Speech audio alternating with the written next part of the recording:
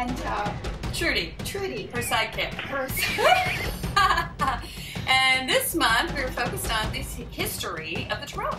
Yes, and what an intense history it is. Yes. Yes. Very exciting. So you're going to get the official Ava Trudy rendition of the history of the Tarot after this video, or after your reading, should we say.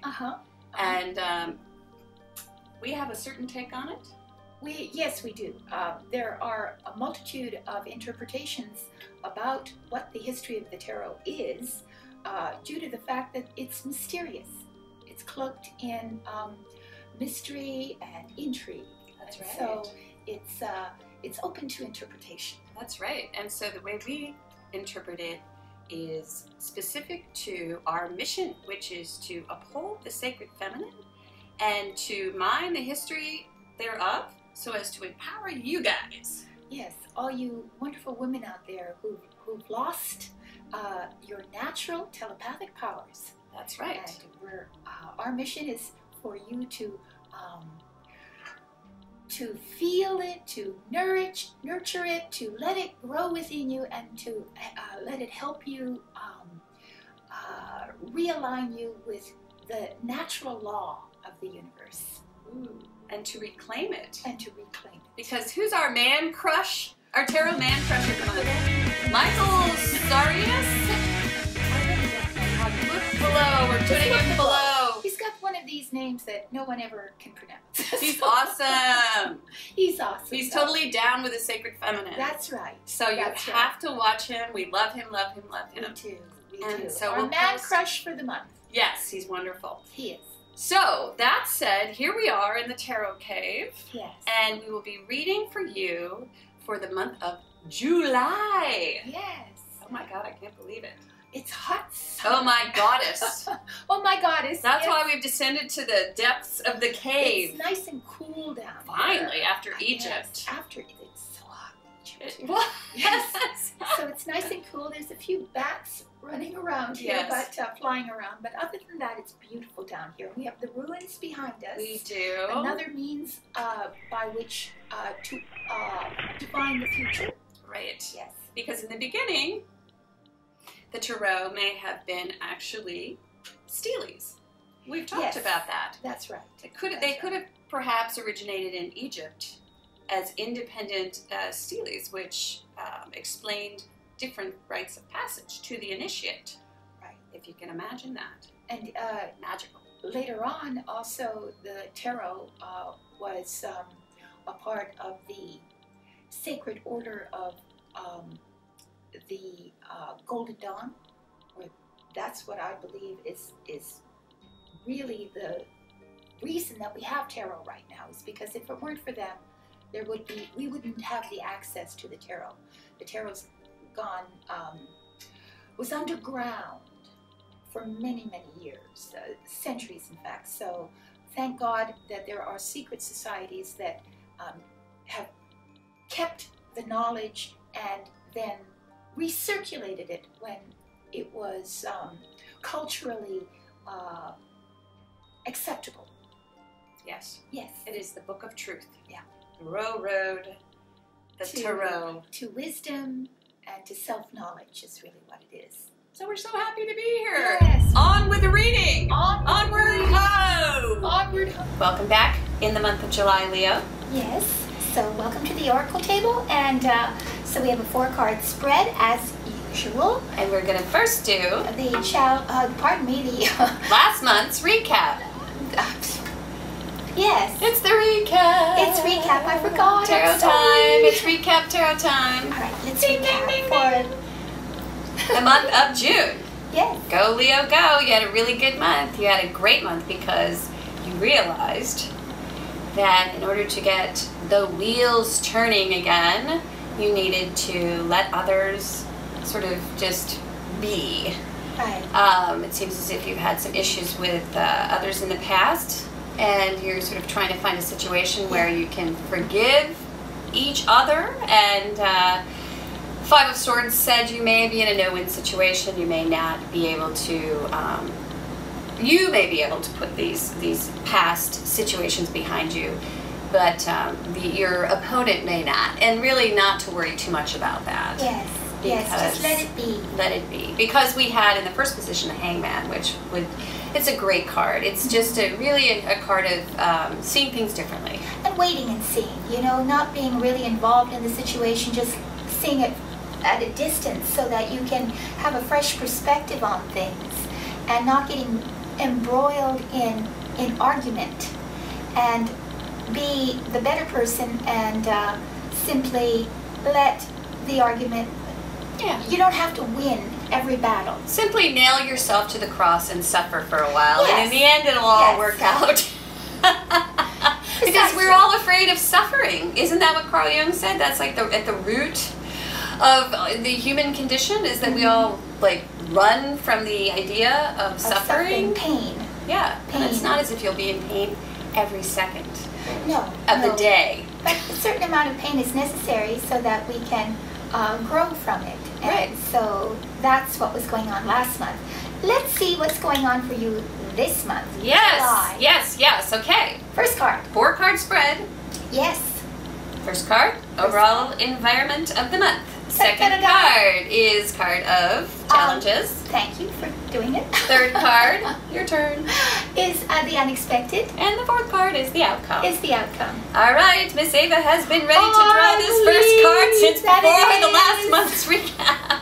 Yes. Oh boy, there you go. This is a really good card for you, Leo. It's the 4 of Pentacles. This is like the sitting on your piggy bank card and guarding the contents therein. Yes, you have to be very conservative with your money this month. Yes. Mr. and Mrs. Leo? Yes, yeah, you just slam the chest shut.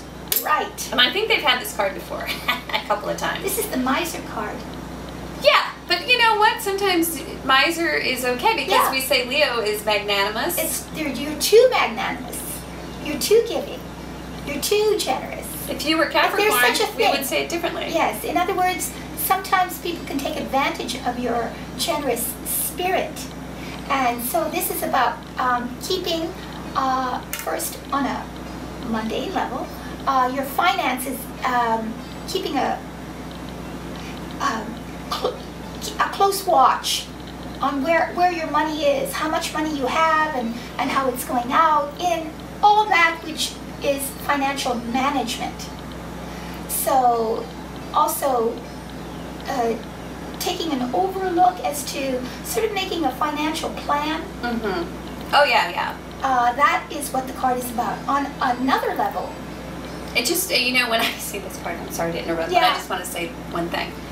To me, this card is like mine. You know how kids are playing and they're like, that's mine. Yes, don't take it. I'm not giving it up. That's what this card is, like on the playground of life. You're like, no, that's mine. Yeah. Maybe mine. In a divorce settlement, you're kind of wondering, what's yours, what's mine? That's mine. No, that's yours. No. Right. So the division of property can come up or something like that. But and also, on an emotional level, it's being afraid to give of yourself, because sometimes this is a holding things within you as opposed to being able to express it out and to freely, and it's completely the opposite for Leo, because they're naturally generous people. Right. So somehow there's a tarot emergency. Can you hear it? It is. In our bat cave. Yeah, we're gonna rush out to that emergency as soon as we finish up with you. Bats, wounded bats. No, it's someone out there who has a tarot emergency. All right. All right. So it is about. Let me think. So the idea is that again, there's a certain amount of being fearful of giving it away, your heart, giving your heart away. So keeping everything inside and not out of fear, out of not wanting to be hurt, not letting go. And even though it isn't a love card per se, it can indeed be about that too. Watch her pull a love card next. Let's find out. Let's see. So, the second card is the 4, another 4. And you've had this before. It's interesting, 2 4s. Yes. So it's really about your foundation. Stability. Stability. Trying to find stability. Trying to create financial. First, financial stability, practical, emotional, and right, and just on a sensual stability. Right. Your sense world, your sensual world. Right. Trying to create your stability for yourself, and it's like the mine card again. It's like mine place, mine stuff. So your challenge is to find a sanctuary. Your challenge is to find a sanctuary. Right. Within yourself or within your domain, to find a sanctuary to where you can go and find peace and quiet and solitude and the meditative space, whether that's physical or psychological. Your challenge is to find that so that you can analyze what's happened, how the challenges that you've had to meet, and maybe even rationally manage your finances, your world, how you make your money, what are you going to do with your money, shall you invest it, how to invest it, because this is keeping it close to you without investing it. Right. See? Your time, your talent, your energy. Your time, your talent, your energy.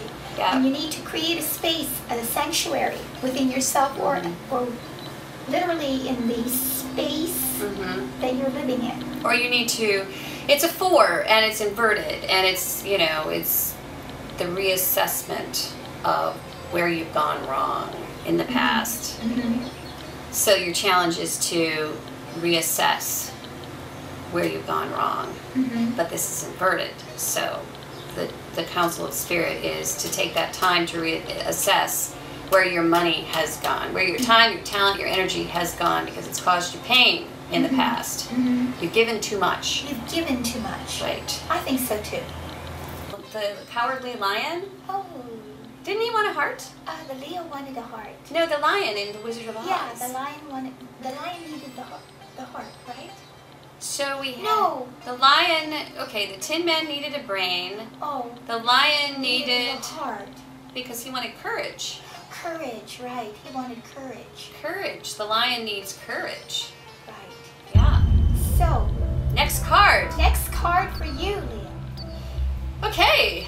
10 of Swords. So we have 2 swords. All right. I know and we have a 10 of Swords. So this is the end of suffering. Go, Ava, go. The 10s are again the end of suffering. The end of feeling like you've been stabbed in the back by something or someone or some situation that was painful. The end of that.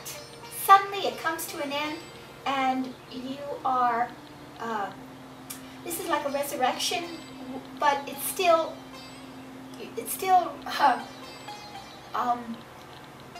resonating in you. You're still shaken by the experience, so you felt wounded. And now this is the end of that hurt, that pain, and that's probably why this is inverted. Yeah, this feels kind of like last month again, doesn't it? Right, like where we have this whole idea of the 5 of Swords, like sort of dealing with this situation with someone else and creating a win-win. Having an argument of sorts with someone, being on, just seeing it intellectually in a different way from someone, and then that causing a lot of pain and angst. And then this month here we had the Wheel of Fortune inverted, so that sort of we were stuck. And right. here we're still kind of stuck a little bit, right. but better, where we realize that it's kind of time we're coming to a realization that we need to reevaluate and heal, because this is the card of healing, right. So we haven't quite healed yet. We haven't quite healed yet, but then here, unexpectedly, you then bring it to an end, close. That chapter's done. You're over it.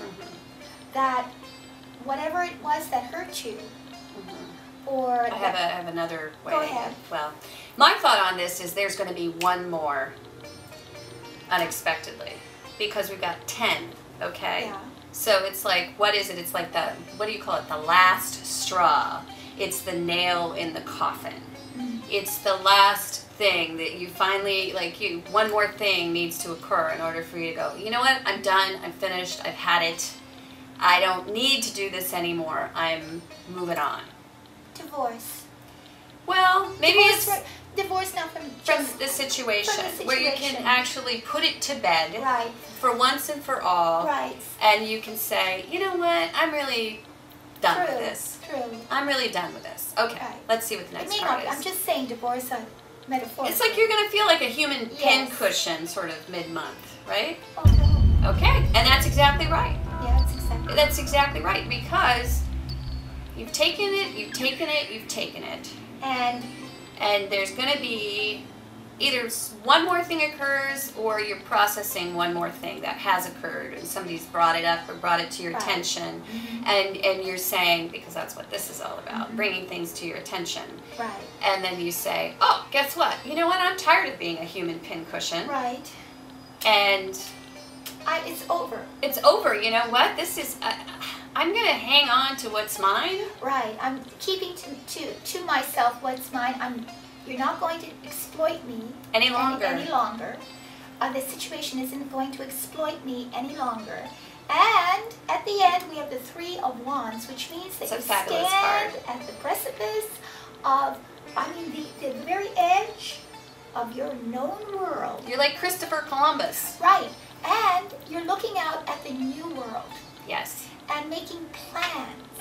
This is also about already launching yourself in a new direction, into a new world, but being at the sort of the beginning of that. Right. Yeah. And so waiting to see how it plays out.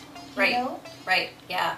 Because, this card and this card actually have an awful lot in common. And it's really cool that this is a 4. Because this means you've sort of reined in your personal finances or your, your home. Right. Yes, you've reined in the practical. You know what it is. You're embracing everything that is you sort of pulled it back into your, square or your corner. And now... You even identified what's yours. Right. You know? So now, this oh my God, this is so funny. Go ahead. That's so funny. Go ahead. You know what this reminds? What?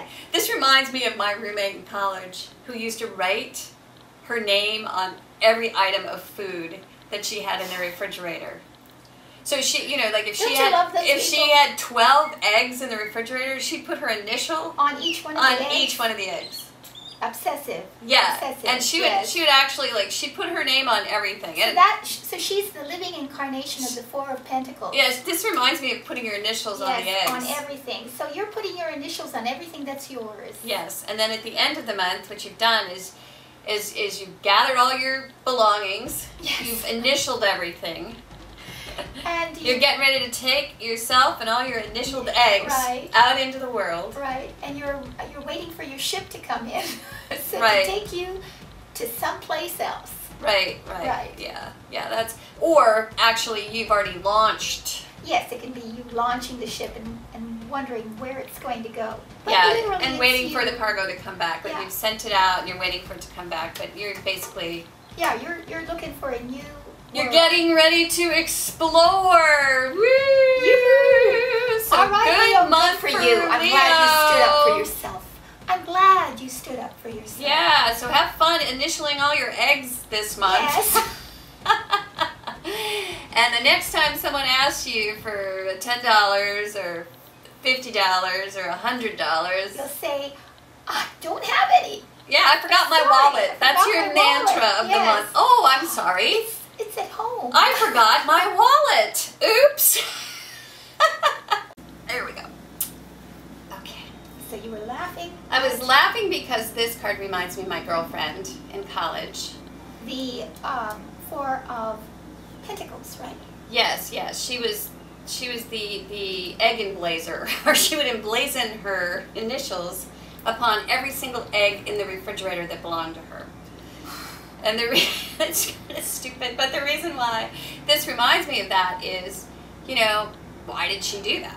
Well, obviously someone else had been cooking and eating her eggs, right? Right. So that's why she, evil. yes, eating her eggs. So she decided she'd put a stop to the egg eater, and she would initial each and every one of her eggs. And so that's exactly what you're doing this month. You're claiming your eggs. You're initialing all of your eggs. All of your eggs have your signature on it, so no one will take them from you. Use a Sharpie, I'm just saying, because it works better than just like an ink pen, because that's easily rubbed off. It's all a metaphor, Mike. Interesting. How would I know that? Anyway. How would you know most of the things you tell us? I don't know. Perhaps I was the egg eater. But anyway. She confesses now. Anyway, so this reminds me of that. And the reason why I bring that up is that in order for you to set out into the world, it is time to reclaim that which has been taken from you in the past via, you know, a really good black Sharpie. Right. And they're really not that expensive. You can rush down to Office Depot and buy one for 99 cents. Of course, if it's a financial manager, they could be a little more expensive. That's true. That's true. But anyway, this is the month to go out and purchase a Sharpie. Write your name on everything. And metaphorically, yes. Yes, and then at the end of the month, what do? You launch out into a whole new world. Right. Yeah. Because you've got your stuff back. You got your stuff, and you know that there's no hope left for the situation where you were the pincushion for somebody else. Right. And so you give up on that completely, and then freely you launch out into a whole new dimension of reality. And I think that is that is what this is. This is freely. This is free. Like, finally you're free. You're free. Yes. Yeah, I keep thinking of divorce, but you know. And you're looking like, this is the first time you can actually, like, look at a map, look at Google Maps. Yes. And sort of fantasize. As to where you want to go. And if it's just a vacation, that's good too. Maybe you just want to go by yourself. It's often a vacation card. Yeah. Or if you want to create a new roadmap. Right. If you have a new job prospect or a new career prospect, this is a career card. You know, that it's a doing card. It's about action in the world. So you take action in the world. With a certain sense of glee. With a certain sense of glee. And, yes. And threes threes are about, again, exploration. The twos are about choices, but the three is then finally you go out and you explore the world. Right. So there you go. Good month for you. Stay tuned. We're going to tell you how to purchase a reading, because this would be a great month for a reading. Yes, it would. How do you turn this Four of Swords around and take the time out that you need to heal? Yeah, it's a healing month for you too. So thank you very much, Leo, and we wish you all the best for the month of July. Thank you for coming to our table. Bye-bye. Bye. So let's talk a little bit about readings and how our audience can get a reading. Yes, you just go to virtualtarot.wordpress.com, and we have a menu of readings there that you can peruse and see if maybe one of those is pertinent to your particular concern or problem. And then it's very easy. Once you go to the site, first thing, you pay for it. You pay for it. So you'll see the donation buttons. There's all kinds of prices for it. Yeah. We have lots of different prices. Yeah. For it. You pay for it, and then you send us your question to avatrudy@yahoo.com. We'll get right back to you. It pops up on our little cute little cell phones, and and then we create a reading for you. Yes, and we create a reading for you, and then we do an audio file of it, meaning that we record it. And then we send that recording via your email back to you so that you can listen to it as many times as you'd like or you need to. So you can keep it with you forever. You can share it. You can even gift one to a friend. Yes. Gift a reading to your dad. Yes. You know what we're trying to do is we're trying to demystify. Right. Or if not demystify, I don't think that's the truth.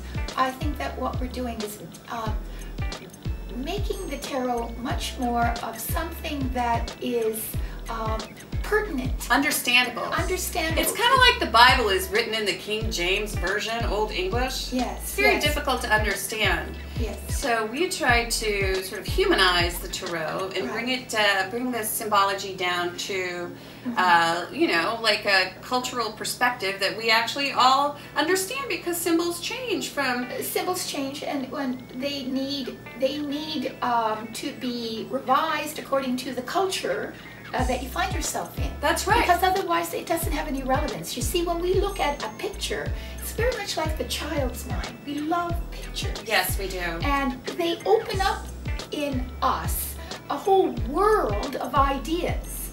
And so a picture can represent a multitude of ideas. That's right. But you need also to have a certain feel for what particular ideas are more relevant to the question, to the person, to their needs. Right, exactly. Yeah. So with that said, Yes. beautifully by Ava, please stay tuned for the mini documentary all about the history of the tarot from our perspective. From our because there are many perspectives, but we want the women of the world to reclaim the tarot. This is your book, girls, right here. It. This is your Bible, Torah. Everyone especially should have the weight rider deck. Yes, you in should. my opinion. And last but not least, we're gonna have a contest. A contest. Contest. Yes. All right, everyone. This is the door prize. These gorgeous Valuspa candles. Yes. The best of the best. The best of the best. They smell so good. And what do we have? Pomegranate. And we have apricot. Apricot. So in order to win this lovely little gift, what you need to do is post a video telling us what you think of Ava and Trudy at Virtual Tarot. Why you like the show is really what we're Why you like the show, or what you get from it. You can even say why you don't like it. Of course, that's not going to win anything. If you're witty enough, it might. It might if you're witty enough, yes. Post it to our Facebook page.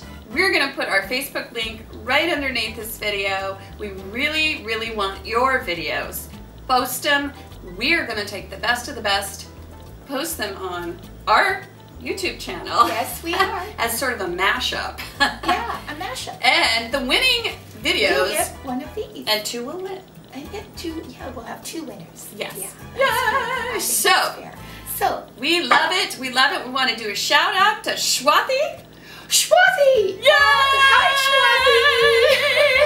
Swati! And also all the bundle keepers out there, which you guys know who you are. Yes.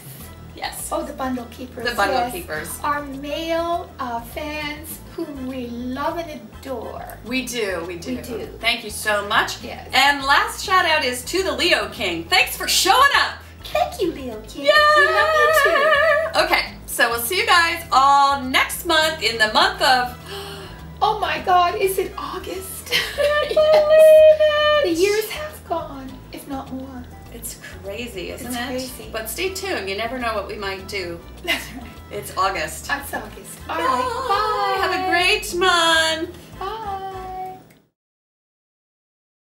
Last month we learned about the ancient Egyptian mother goddess Isis, the goddess of the feminine divine, and we traced her 1600-year history and influence throughout the ancient world. This month, we explore the history of the tarot and its connection to Egypt and Isis and the mystical teachings of the ancient world. The origin of the tarot is shrouded in mystery, but there's one convincing theory backed by ample and credible circumstantial evidence that it originated from ancient Egypt. In his great work called The Gypsies, Samuel Roberts presents historical proof of the Egyptian origin of the tarot. Roberts offers anthropological and linguistic proof of the Egyptian origins of the tarot. The word tarot itself is derived from two Egyptian words, tar, meaning road, and ro, meaning royal. Thus, the tarot constitutes the royal road to wisdom.